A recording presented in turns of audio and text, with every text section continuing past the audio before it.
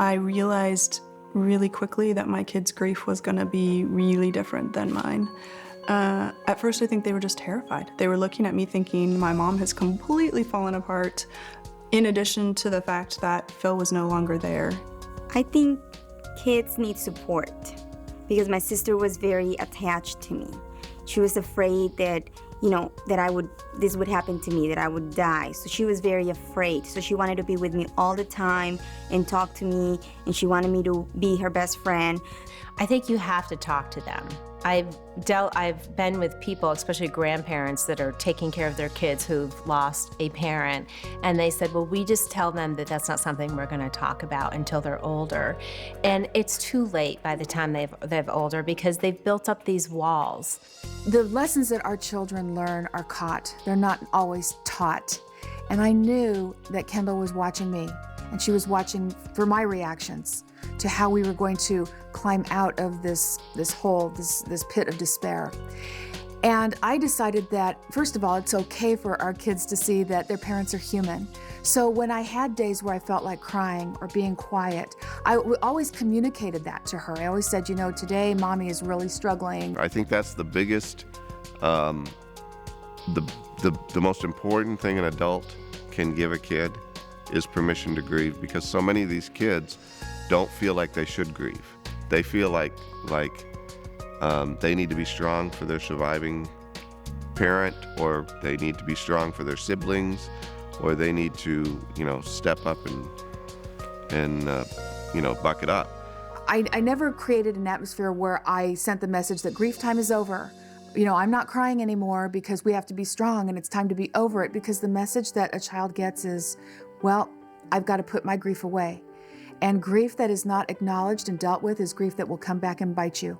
And I didn't want that to happen. I remember when he was about 5 or 6, he started crying one day. And I said, honey, what's wrong? And he's like, I'm forgetting Daddy. And that broke my heart. And so I try organically to find ways to always introduce him to things like, if we hear a song in that I knew Rory loved, I'm like, oh, Daddy loved this song. And if we see different things that Rory used to do or say, I say, God, you remind me of your daddy because he would do this. Or I'm always just kind of bringing those things in. And then periodically, I have videos and we'll sit down and we'll watch a video, and that way he can see him and hear him. But it's not easy. But he knows he was loved, and he knows he's loved still. It still happens today, where one of them will say, if Phil were here, he would have fill in the blank. If only Phil were here, he would have. And it doesn't mean that they haven't moved forward with their life or sort of incorporated their loss into their life. It just recognizes the fact that for kids, this loss continues to happen developmentally at every stage where that parent person might have been proud of them. For me, it's always been important for me so that Madison knows that Mark's not coming through the door, or that he's not a ghost, but to make her aware that he has a strong presence in her life, but it's more of a spiritual presence and not a physical presence. I don't think that people understand that kids really can grasp the concept. All they really need is somebody to talk to. When a kid, loses a parent, I think they need to have a support group, to be there with them all the time. I think what's important to the children is the fact that, number one, they're not alone, okay? That there is somebody else that has experienced it. It may not be the same thing, because everybody experiences grief in a different way, and that's okay. Whether you laugh, you cry, you're angry, it doesn't make a difference.